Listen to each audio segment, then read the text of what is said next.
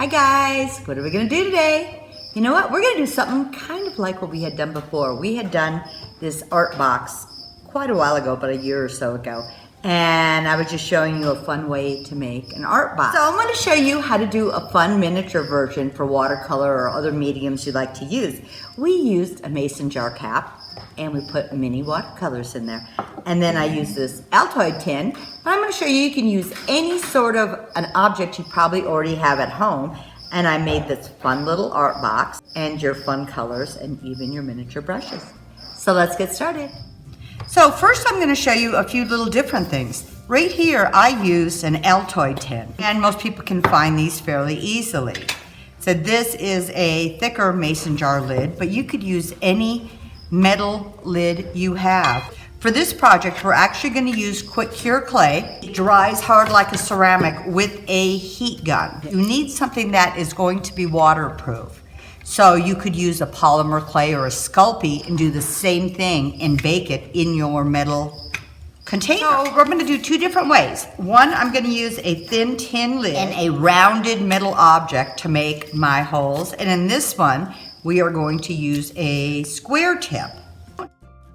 Now you don't need to have it super thick enough that you can get enough of your medium in, but these are mini ones, so you're probably not needing lots of paint. So I am just filling this into the rim, brayer this down to make it nice and smooth. And this is really nice and smooth. I have these two tools here. This one I did circular, just using this metal clay tool. When you press this in, it is going to bring your other clay up a little bit. Then I'm going to do a bigger one in the center. And then we are going to heat set this. So I'm going to fill this cavity also. I'm going to make it a little bit thinner.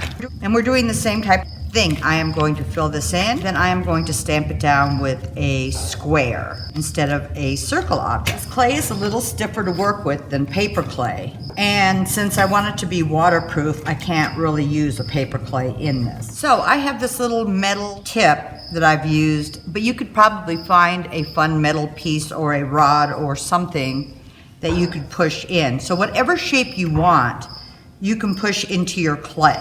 I could make a little line here to hold my paintbrush, but I think I'm just going to fill it with cavities for paint on this one.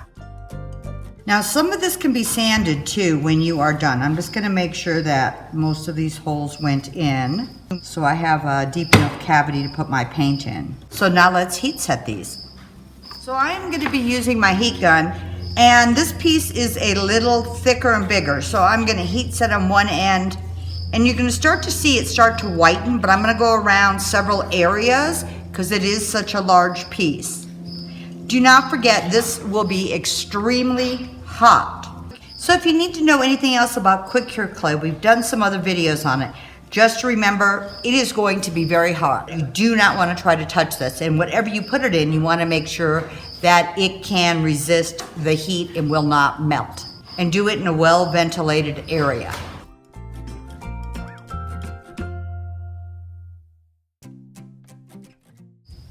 So I'm just going to let this set for a few minutes, and you really want to let it cool.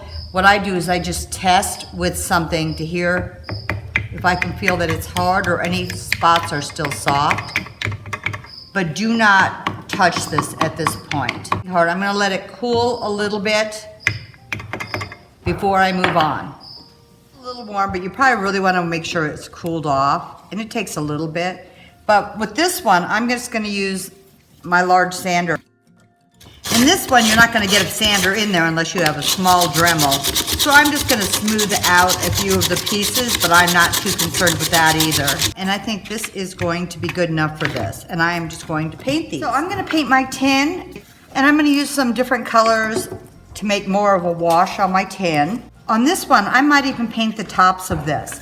This one, all I'm going to do is put a very good sealer on it, and then it will be completely waterproof and you can put your paints in. But you could paint this one also. So I am going to use just a little bit of water, and then I'm going to get my first few coats on here and paint the outside and the inside of my tin. Let this dry, add another coat.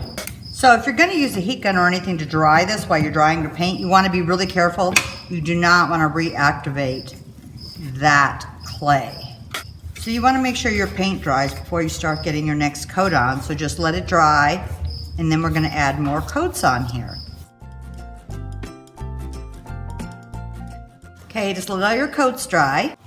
So after you've gotten the color you kind of want, I want this to kind of be a little wild and funky looking, so I have done it like this. What I'm going to do next is put a sealer on it. Okay, so I am using 1 Hour Enamel Clear Matte Sealer, but you can use any sealer you would like. I just want to make sure I've sealed all of my clay really well. If you didn't seal this, this would withstand water except for the paint that I had put on it. And you don't want that running into your color. So I'm going to just carefully fill in these little holes. We're going to make this waterproof. And then this one I am just going to cover with the sealer. Go inside the little hole just to seal them. I don't want them filled in. We'll just let these dry. So you could just use the inside since you've sealed this as a palette, but I thought this was really fun. So I am going to seal this little piece of metal. I'm just going to glue this into the lid. You can wipe it clean and reuse it.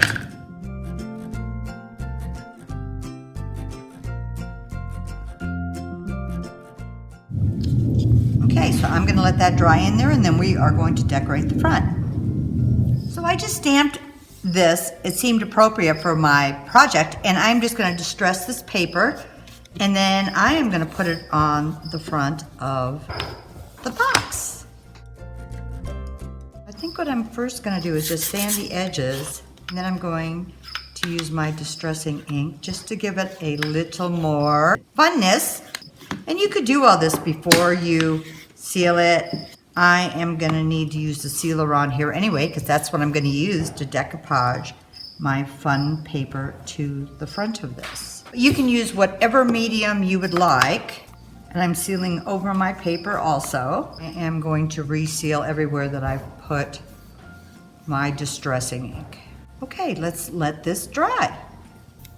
So I have my watercolor paints in a tube, and I'm just going to put these in here. I'm just literally going to just squeeze a little out and use my brush and press them in. After they've dried in here though, you can wipe the top edges off.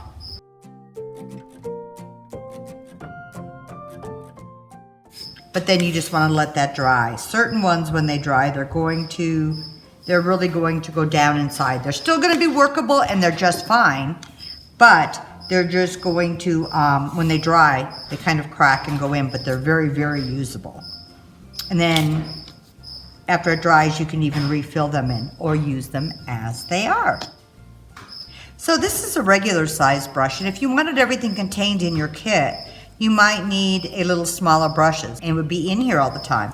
So when I did these, I took a regular sized paintbrush and I measured how big it would be to fit into my container, and then I just cut it. I used a heavy duty scissors, cut them, and then I took a piece of sandpaper and just rounded the edges. So I hope you felt like there was enough fun, creative ideas that you could take some of these ideas and make it your own, depending on what your purposes are and what you love to work on to make a one-of-a-kind individual art box for yourself. But whatever you do, I hope you try a few of these ideas out and have fun.